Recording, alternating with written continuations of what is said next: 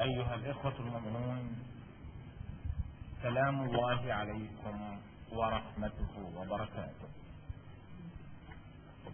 نحييكم من هذه الساحة الطاهرة، ساحة العارف بالله سيدي حسن الأنور بالجيارة بمصر القديمة القاهرة، لنقدم لكم شعائر صلاة الفجر، ولنعيش معكم في بداية هذا اللقاء الطيب المبارك، وفي هذه الساحة الطيبة المباركة لنعيش مع معجزة سيدنا محمد صلوات الله وسلامه عليه. وسيدي حسن الأنور الذي ننقل لكم من ساحته شعائر صلاة الفجر في هذا الصباح المشرق المبارك ينتسب إلى رسولنا الكريم الباسقة الطاهرة، فهو ابن سيدي زيد الأبلج ابن سيدنا الحسن ابن علي بن أبي طالب رضي الله عنهم أجمعين،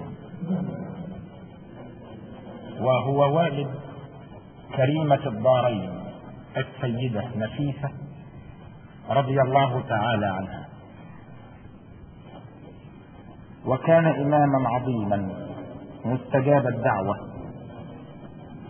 وكان واليا على المدينة المنورة رضي الله عنه وأرضاه، وكان عالما تقيا ورعا زاهدا، كان يعبد الله سبحانه وتعالى حق العبادة، وكان جديرا بأن يمنحه الله سبحانه وتعالى توفيقه وأن يمنحه ولايته وأن يجري الخير على يديه رضي الله تعالى عنه، فهو خيار من خيار من خيار. أيها الإخوة المؤمنون، نعيش في هذه الساحة الطاهرة مع خير الكلام مع القرآن الكريم، فنستمع إلى تلاوة مباركة لما يتيسر من آيات الله البينات من سورة آل عمران، ومع القارئ الشيخ شعبان عبد العزيز الصياد.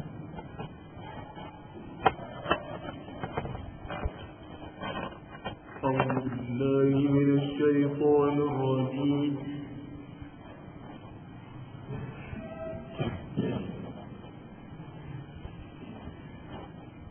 بسم الله الرحمن الرحيم.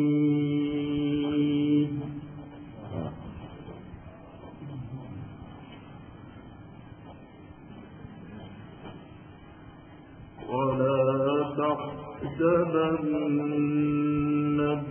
الذين قتلوا في سبيل الله أمواتا،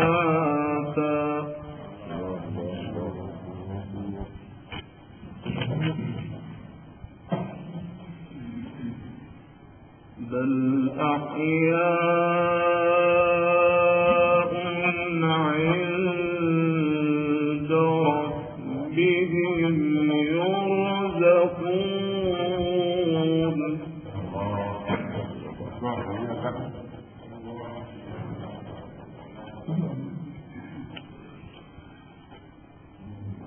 فرحين بما آتاهم الله من فضله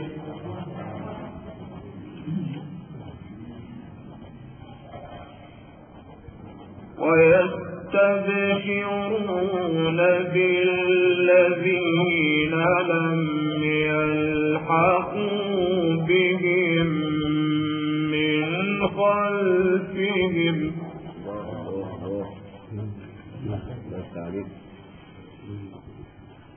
ألا خوف عليهم ولا هم يحزنون.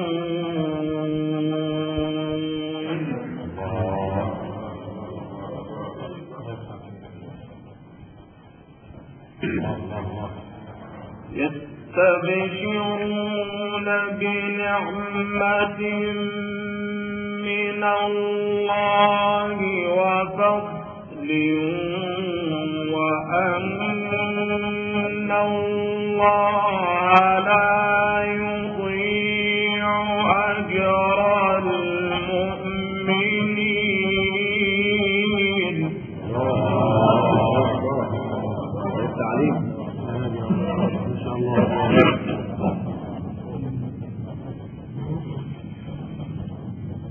الذين استجابوا لله والرسول من بعد ما أصابهم القرح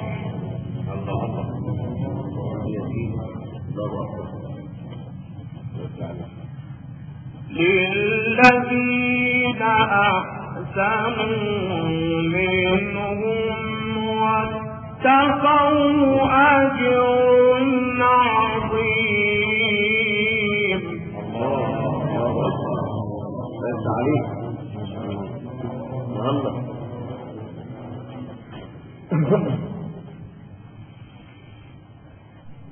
الذين قال لهم الناس إن الناس قد جمعوا لكم فاخشوهم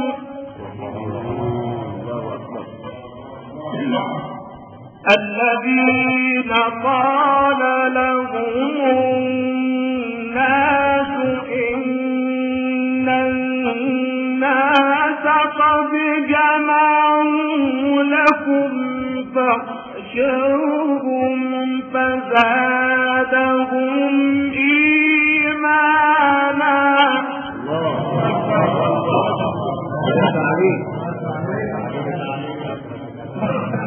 عليك عبد شعبان. الله أكبر.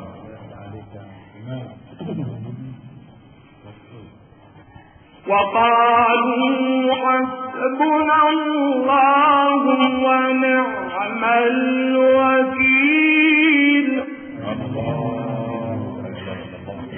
الذين قال لهم الناس إن الناس قد جمعوا لكم فاخشوهم فزادهم إيمانا.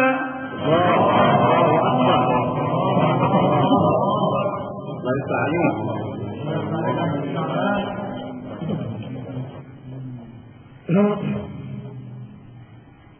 وقالوا حسبنا الله ونعم الوكيل.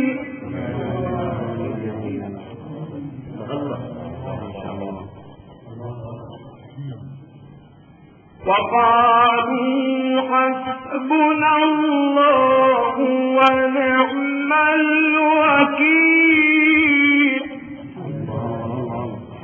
الذين قال لهم الناس إن الناس قد جمعوا لكم فاخشوهم فزادهم إيمانا.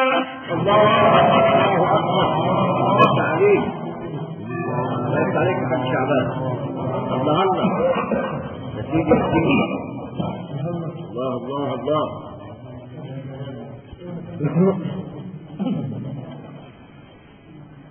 فزادهم إيمانا وقالوا حسبنا الله ونعم الوكيل.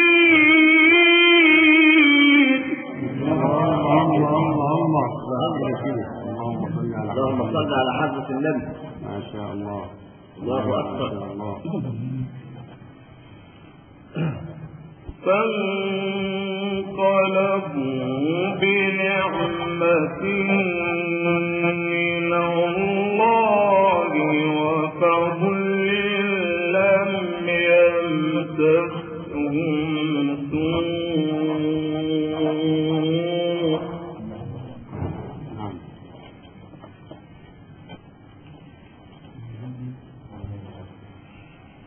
واتبعوا رضوان الله. الله أكبر. التعليم. لم يمسسهم سوء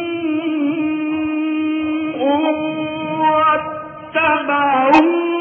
رضوان الله والله ذو فضل عظيم. الله أكبر. الله التعليم. عليك حق العباد. الله يا سيدي. إنما ذلكم الشيطان يخوف أولياءه فلا تخافوه.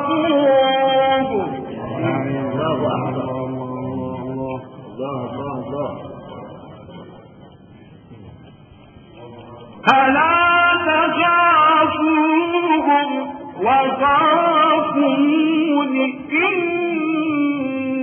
كنتم مؤمنين.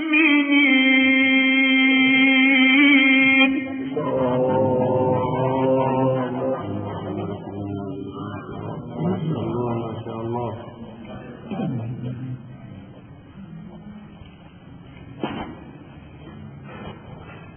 ولا يحزنك الذين يسارعون في الكفر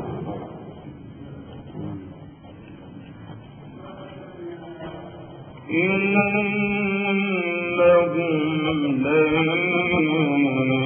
يضروا الله شيئا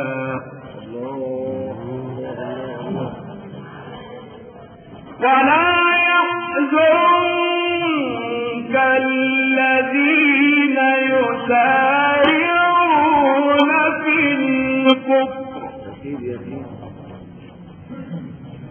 ولا يحزنك الذين يسارعون في الكفر إنهم لن يضروا الله شيئا. الله أكبر. ليس عليك. والله حق شعبان.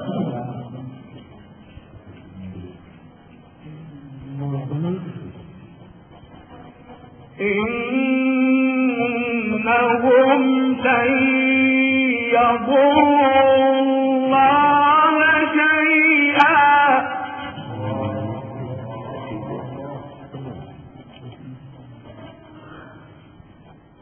يريد الله ألا يجعل لهم حظا في الآخرة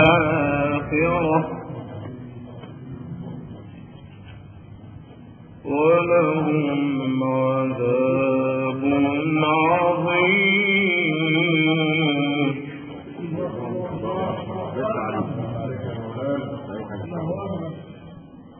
إن الذين اشتروا الكفر بالإيمان لن يضروا الله شيئا ولهم عذاب أليم.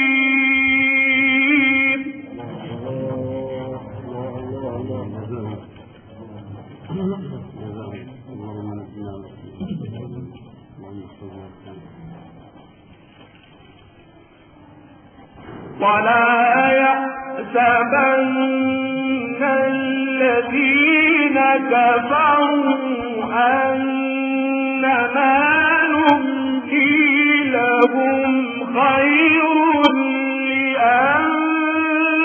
لأنفسهم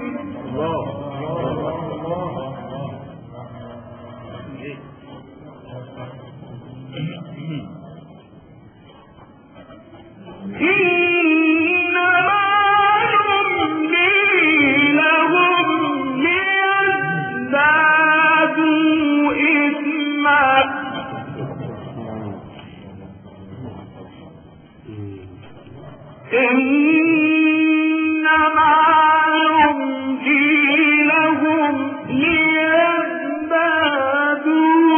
إثما ولهم عذاب مهين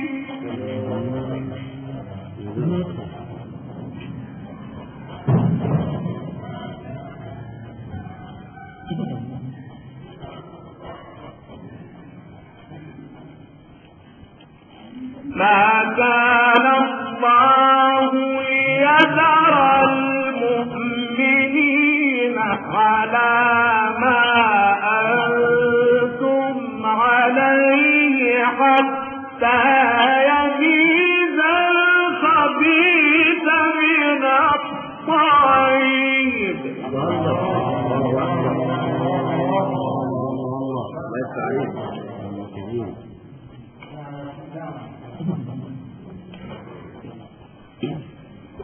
وما كان الله ليطلعكم على الغيب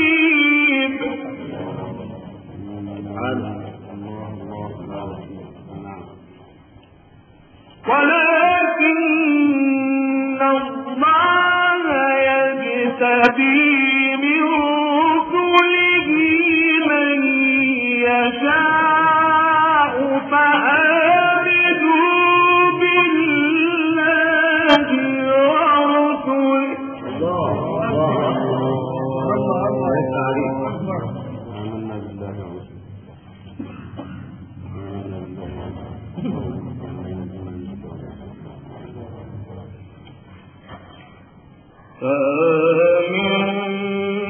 بالله ورسله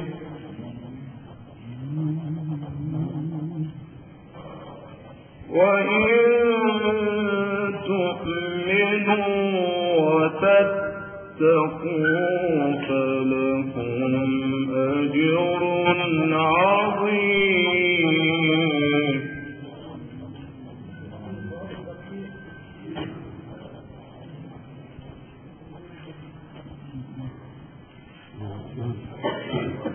ولا يحسبن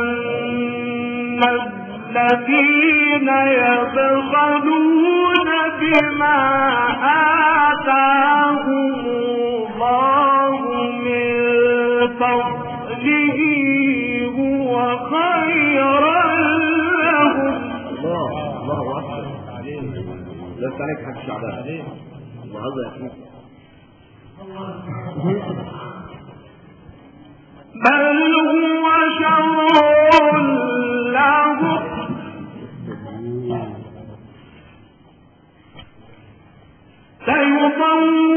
سيطوقون ما بخلوا به يوم القيامة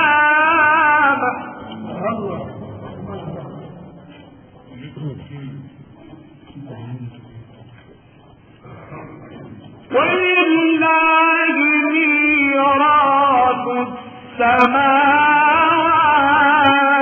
والأرض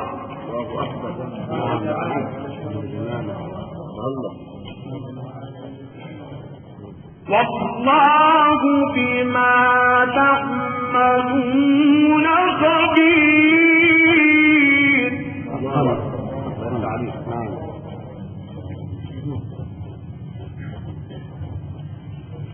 لقد سمع الله قول الذين قالوا إن فقير ونحن أغنياء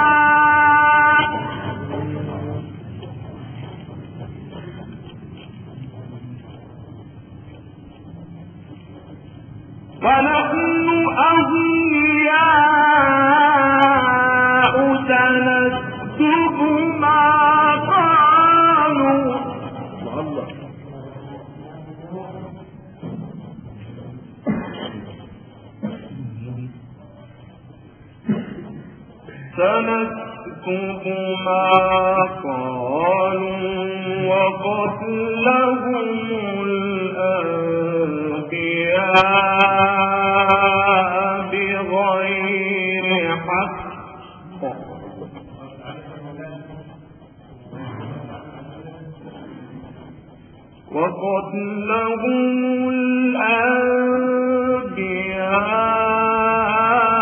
الأنبياء بغير حق ونقول ذوقوا عذاب الحريق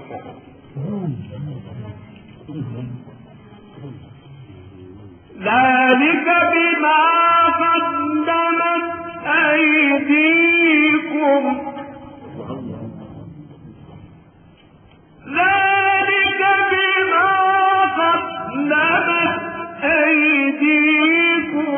وأن الله ليس بظلام للعبيد. عليك حد شعبان. الله الله الله الله اللهم صل على حضرة النبي. الذين قالوا إن الله عهد إلينا ألا نؤمن لرسول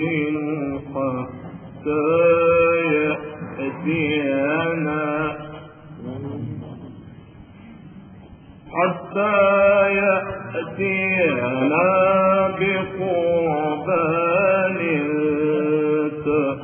تأكلون النار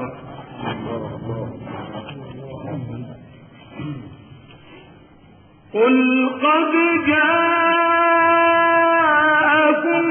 رسل من قبلي بالبينات وبالذي قلتم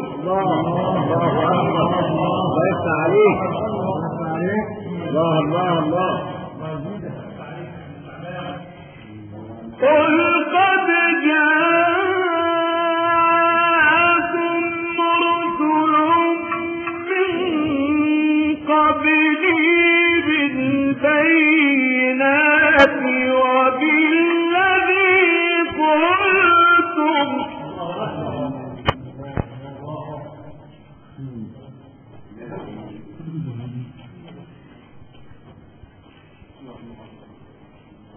فلم قتلتموهم إن كنتم صادقين.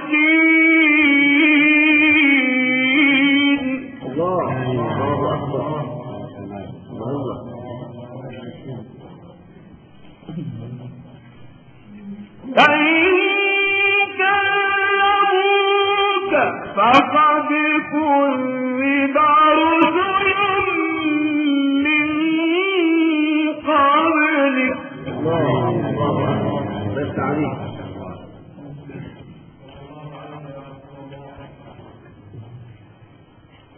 فإن كذبوك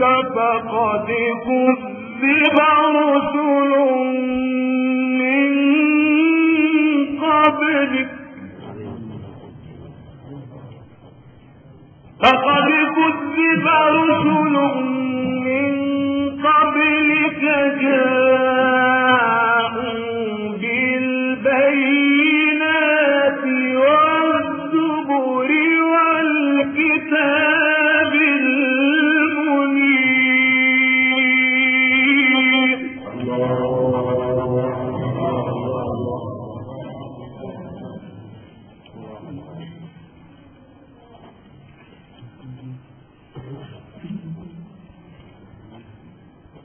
كل نفس ذائقة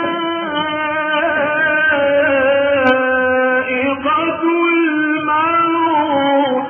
نعم الله بس عليك على الشعبان.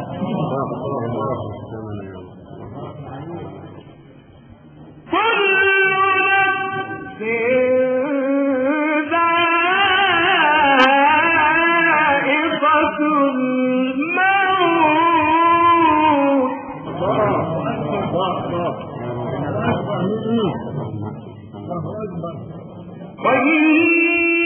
وإنما توفون أجوركم يوم القيامة. الله أكبر. بس عليك.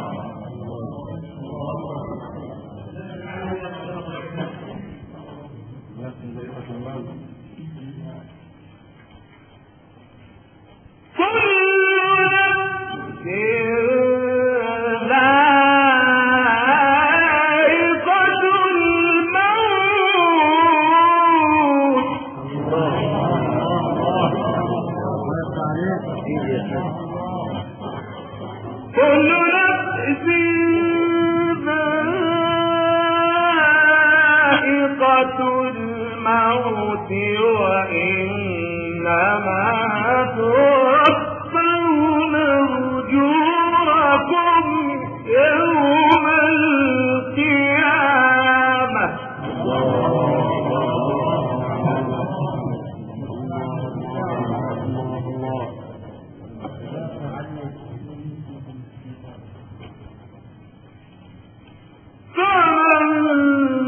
زحزح عن النار وأدخل الجنة فقد فاز.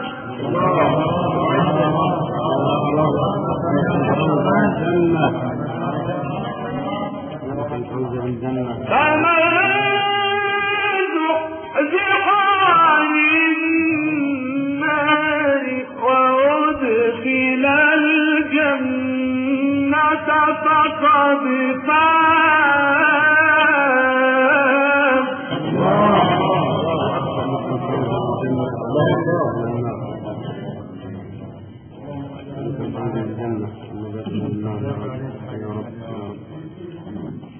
وما الحياة الدنيا إلا متاع الغرور.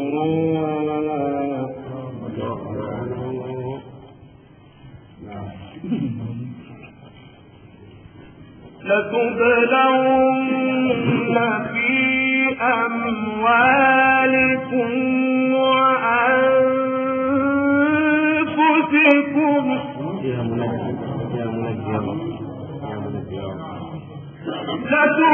لتبلون في أموالكم وأنفسكم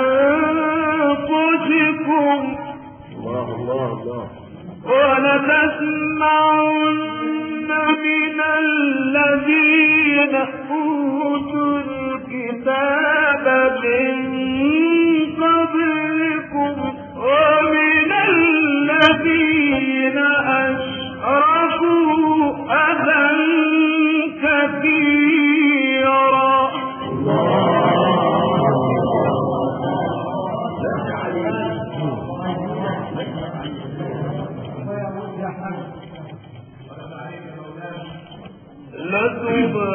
لتبلون في أموالكم وأنفسكم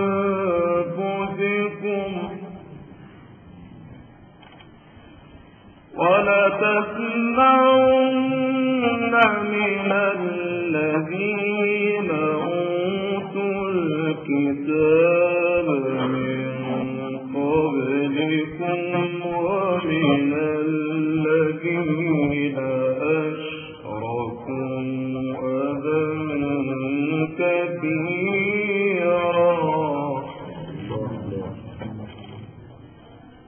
وإن تصبروا وتتقوا واتقوا فإن ذلك من عزم الأمور.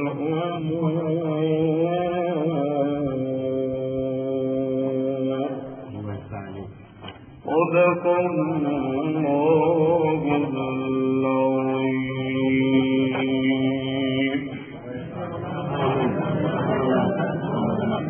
وهكذا أيها الأخوة المؤمنون عشنا في رحاب هذه التلاوة القرآنية المباركة لما تيسر من آيات الله البينات من سورة آل عمران، تلاها علينا القارئ الشيخ شعبان عبد العزيز الصياد